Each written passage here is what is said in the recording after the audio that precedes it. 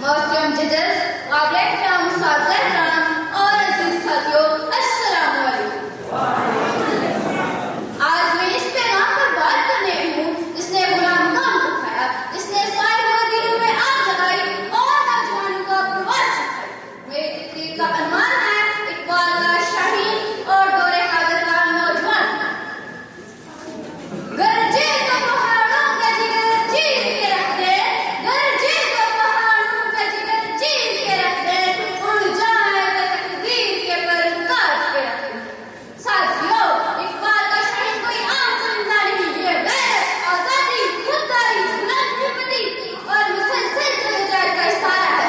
इकबाल ने शाहीन को नौजवानों का रोल मॉडल बनाया, क्योंकि शाहीन जमीन पर रहता नहीं, वो बुलंदी चलता है, मुश्किलें चलता है, तूफानों से लड़ता है और आसमान को फतह कर लेता है। इकबाल मुसलमानों से यही रोका रखते एक